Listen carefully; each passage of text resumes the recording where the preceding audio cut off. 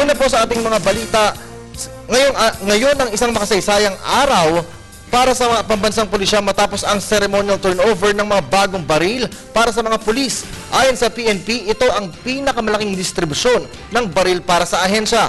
Kasabay ng turnover, kinilala rin ni Pangulong Aquino ang kadakilaan ng dalawang pulis na ipinatupad ang kanilang tungkulin kahit hindi ito armado. May karagdagang detalye ang ating kasamang si Alvin Baltazar, live mula sa Campo Aguinaldo. Alvin, magandang hapon sa iyo. Kaya magandang hapon sa iyo. Mistulang winakasana ng Aquino Administration ang problema ng Philippine National Police. Kung pag-uusapan ay ang problema nito sa kakulangan ng supply ng kanilang mga baril. Sa isinagawang ceremonial distribution ng mahigit sa inisyal na 22,000 mga Glock 17 pistol sa Campo Crame, sinabi ng Pangulong Aquino na hindi na malayong makamit pa ang 1:1 police pistol ratio na inaasahang mangyayari bago matapos ang taon. 1.178 bilyong piso ang inaprobahang budget ng Pangulo para sa service firearm ng mga pulis.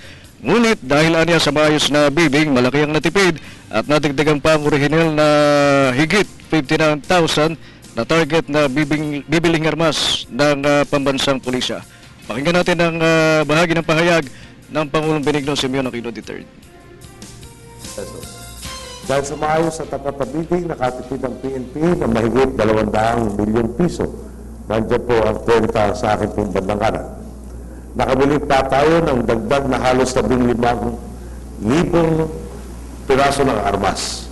Ang maganda po, dahil sa dekalidad at isang klase ng baril na ating ipagkakaloob, mas makakatipid tayo sa pagbili ng mga pyesa, pati rin sa pagsasanay ng ating mga pulis sa paggamit ito. Katumbas ng pagpapaunlad natin sa inyong kapasidad, ang pag-aangat natin sa kalidad ng inyong serbisyo sa sambayanan. Sipin nyo, wala mang bit-bit na baril o may kakulang.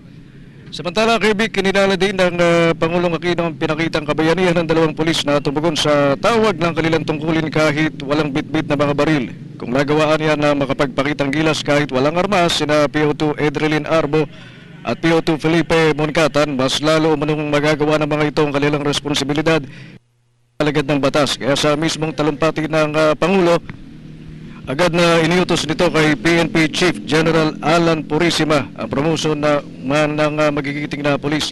Matatandang sa unang State of the Nation address ni Pangulong Benigno Simeon Aquino III, 3 taon na ang nakakaraan. Ito ay noong 2010, sinabi ng Pangulo at ilan sa mga ipinangako ng punong ekutibo ay ang pagbili nga ng armas ng halos sa mahigit na 70,000 mga service firearm. At ngayong araw na ito na ang mistulang katuparan doon sa ipinangako ng Pangulo, 3 taon na ang nakakaraan. Kirby?